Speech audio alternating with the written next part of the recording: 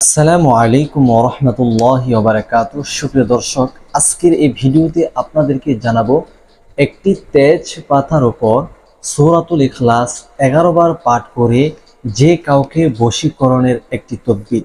খুবই সহজ, খুবই কার্যকরী।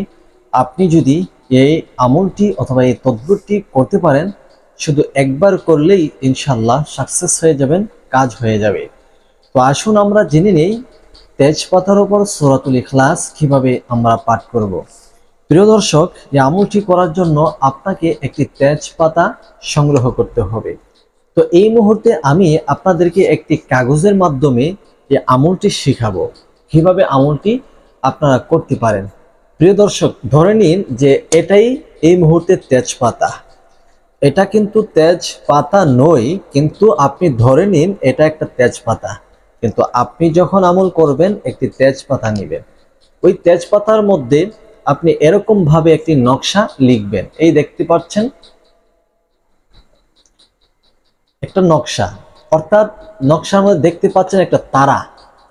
আপনারা অনেক সময় তারা লিখেন, আকাশে যে তারা থাকে ওই রকম ভাবে একটা তারা, ওই সিস্টেম করে একটা তারা আপনি তেজপাতার উপর লিখবেন। এর মধ্যে কিছু লেখাও দেখতে পাচ্ছেন হয়তো। এই যে এই লেখাগুলা, এই তারার ভিতরে কি লেখা আছে সেটা আমি আপনাদেরকে বলে দিচ্ছি, তখন আপনাদের বুঝতে সহজ হবে। আজকের এই আমল হচ্ছে বশীকরণ, অর্থাৎ বাধ্যকরণ। যাকে ইচ্ছা আপনি তাকে বশ করে নিতে পারবেন। তো কাকে আপনি বশ করবেন, অবশ্যই আপনার মনের মধ্যে তার নামটা জানা আছে। তো এই তারার মাঝখানে যে বিশাল বড় জায়গা, তারার মাঝখানে ওই ব্যক্তির নাম লিখবেন যাকে আপনি বশ করতে চাচ্ছেন। সে ছেলে হোক অথবা মেয়ে হোক, তার নামটা এখানে লিখবেন। তো আমি এখানে মাঝখানে একটা নাম লিখেছি, সে নামটি হচ্ছে শরীফ। আমি আপনাদেরকে বোঝানোর জন্য একটি নাম লিখেছি, সে নামটি হচ্ছে শরীফ।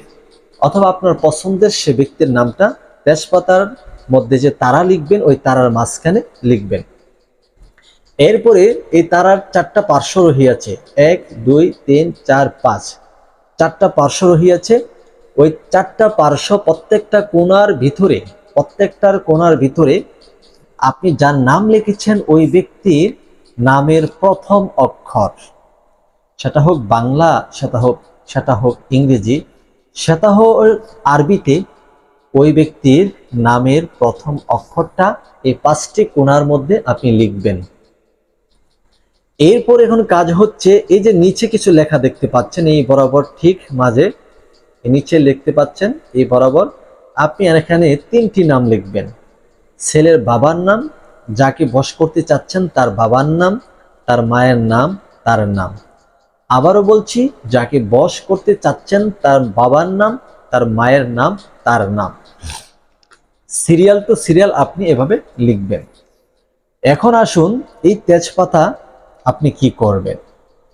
তেজপাতার মধ্যে দেখবেন একটা বোটা থাকবে অথবা ডেটটা থাকবে। পাতারা যেখানে গাছে থাকে একটা ডেটটা থাকে, ওই ডেটটার মধ্যে আপনি একটা রশি সুতা বেঁধে নেবেন, যে কোনো কালারের হোক, সুতা বেঁধে নেবেন। তো এইভাবে পাতাটা যখন কমপ্লিট হয়ে যাবে, এখন আমাদের কাজ হচ্ছে এই পাতার মধ্যে আমরা আমল করব। এই আমলটি করার জন্য সর্বপ্রথম আপনাকে পবিত্রতা অর্জন করতে হবে। আপনি পবিত্রতা অর্জন করেই আমলটি করবেন। আপনি ভালোভাবে গোসল অথবা ওযু করে নিতে হবে। আর আমলটি করতে হবে একটা নিরিবিলি সময়, গুরুত্বপূর্ণ সময় আমি বলে দিচ্ছি।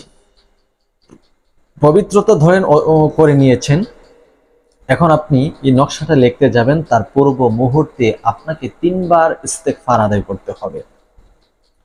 আস্তাগফিরুল্লাহ রাব্বি মিন কুল্লি যামবি ওয়া আতুবু ইলাইহি। আস্তাগফিরুল্লাহ রাব্বি মিন কুল্লি যামবি ওয়া আতুবু ইলাইহি। আস্তাগফিরুল্লাহ রাব্বি মিন কুল্লি যামবি ওয়া আতুবু ইলাইহি। বাস 3 বার ইস্তেগফার পড়া হয়ে গেছে। এখন 3 বার দুরূদে ইব্রাহিম পাঠ করতে হবে। যেমন আল্লাহুম্মা সাল্লি আলা মুহাম্মাদ ওয়া আলা আলি মুহাম্মাদ কামা সাল্লাইতা আলা ইব্রাহিম ওয়া আলা আলি ইব্রাহিম ইন্নাকা হামিদুম মাজিদ। আল্লাহুম্মা বারিক আলা মুহাম্মাদ ওয়া আলা আলি মুহাম্মাদ কামা বারাকতা আলা ইব্রাহিম ওয়া আলা আলি ইব্রাহিম ইন্নাকা হামিদুম মাজিদ।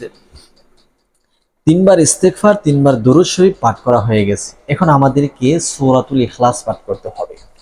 যেমন এই যে তেজপাতাটা, আপনি এই লেখাটা আপনার মুখের দিকে নিয়ে নেবেন, মুখের দিকে রেখে আপনি সূরাতুল ইখলাস তেলাওয়াত করবেন। আউযু বিল্লাহি মিনাশ শাইতানির রাজীম, বিসমিল্লাহির রহমানির রহিম, কুল হুয়াল্লাহু আহাদ, আল্লাহুস সামাদ, লাম ইয়ালিদ ওয়া লাম ইউলাদ ওয়া লাম ইয়াকুল লাহু কুফুয়ান আহাদ। আবার পড়বেন বিসমিল্লাহির রহমানির রহিম, কুল হুয়াল্লাহু আহাদ, আল্লাহুস সামাদ, লাম ইয়ালিদ ওয়া লাম ইউলাদ ওয়া লাম ইয়াকুল লাহু কুফুয়ান আহাদ। বিসমিল্লাহির রহমানির রহিম, কুল হুয়াল্লাহু আহাদ, আল্লাহুস সামাদ, লাম ইয়ালিদ ওয়া লাম ইউলাদ ওয়া লাম ইয়াকুল লাহু কুফুয়ান আহাদ। এইরকম ভাবে যখন 11 বার সূরাতুল ইখলাস পাঠ করা হয়ে যাবে, ওই তারার উপরে তেজপাতার মধ্যে একটা ফু, 3টা ফু দিবেন। যেমন বাস। এখন আপনাকে একটি সিফাতি নাম পাঠ করতে হবে মহান আল্লাহ তাআলার। আল্লাহ তাআলা বলেন, ওয়ালিল্লাহিল আসমাউল হুসনা ফাদউহু বিহা, আমার সুন্দর সুন্দর নাম রহিয়াছে, ওই নামগুলা নিয়ে তোমরা আমাকে স্মরণ করো, আমাকে ডাকো, আমি আল্লাহ তোমাদের চাওয়া পাওয়া সব পূর্ণ করে দিব। তো আল্লাহ তাআলার সিফাতি নাম পাঠ করবেন, ইয়া ওয়াদুদ, ইয়া ওয়াদুদ, ইয়া ওয়াদুদ, ইয়া ওয়াদুদ, ইয়া ওয়াদুদ, ইয়া ওয়াদুদ, ইয়া ওয়াদুদ। এইরকম ভাবে 11 বার ইয়া ওয়াদুদ পাঠ করে নেবেন। এরপর এই তেজপাতার উপর আরো 3টি ফু দিবেন। যেমন এখন আপনাকে একটি কাজ করতে হবে, এই তারার মধ্যে যার নাম লিখেছেন তার নাম আপনি 5 বার বলবেন। অর্থাৎ এখানে আমি শরীফ লিখেছি, আপনি 5 বার শরীফ বলবেন। এভাবে, হে আল্লাহ, এই আমলটি করছি শরীফের উদ্দেশ্য করে, শরীফের অন্তরে আমার প্রেম ভালোবাসা আপনি জাগিয়ে দিন, সেজন্য আমাকে মহাব্বত করে ভালোবাসে, সেজন্য আমার সাথে মিল মহব্বত করে চলে। অথবা স্ত্রী স্বামীর জন্য করে থাকলে, স্বামী স্ত্রীর জন্য করে থাকলে আপনার মনের কথাগুলা বলবেন। 5 বার তার নাম উচ্চারণ করে বলে এই তারার যে 5টা কোণার মধ্যে তার নামের প্রথম অক্ষর লিখেছেন, প্রত্যেকটা অক্ষরের মধ্যে একটি করে ফু দিবেন। যেমন একবার বলেছেন, দ্বিতীয়বার, তৃতীয়বার, চতুর্থ, পঞ্চম, এভাবে পঞ্চম 5 বার বলে 5টা ফু দিবেন। এখনকার কাজ হচ্ছে এই আমলটি কখন করবে। এই আমলটি করতে হবে আপনাকে গভীর রাতে, শেষ রাতে, তাহাজ্জুদের সময় ঘুম থেকে উঠে পবিত্রতা অর্জন করে তাহাজ্জুদের 2 রাকাত 4 রাকাত তাহাজ্জুদের নামাজ আদায় করবেন। তারপরে আমলটি করবেন। করার পরে তেজপাতাটা কি করবেন, রাতে গভীরেই কেউ যেন না দেখে, কেউ যেন না দেখে না শুনে, এই যে তেজপাতার বোটার মধ্যে আপনি সুতা বেঁধেছিলেন, এই সুতা একটি গাছের ডালে বেঁধে দিবেন। এই তেজপাতাটা যেন মিনিমাম সর্বনিম্ন 7 দিন ওই গাছের সাথে ঝুলে থাকে অথবা গাছের মধ্যে থাকে। যদি 7 দিনের আগে কেউ এই পাতাটাকে ছিঁড়ে ফেলে দেয় অথবা পড়ে যায়, তাহলে আপনাদের আমলটা অসম্পূর্ণ থেকে যাবে, আমলটা হলো না। 7 দিন পর যতদিন থাকতে পারে, 10 দিন বলেন, 15 দিন, 21 দিন, 20 দিন, যতদিন থাকে ততদিনই কাজ হবে। 7 দিনের ভিতর কমপক্ষে 7 দিন গাছের মধ্যে এই আপনার তেজপাতাটা ঝুলন্ত অবস্থায় থাকতে হবে। 7 দিন পার হয়ে গেলে ইনশাল্লাহ অ্যাকশন আপনি দেখতে পাবেন, আপনার জন্য সে পাগল হয়ে যাবে।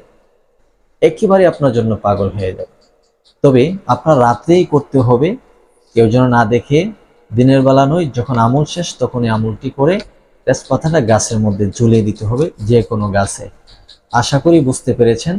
আজকে ভিডিওটা আপনাদের কাছে কেমন হয়েছে, ভিডিওটি শেয়ার করে প্রচার করবেন। চ্যানেলে নতুন আসলে চ্যানেলটি সাবস্ক্রাইব করবেন, এবং যারা সাবস্ক্রাইব করেছেন আপনাদেরকে অসংখ্য অসংখ্য ধন্যবাদ। আসসালামু আলাইকুম ওয়া রাহমাতুল্লাহ।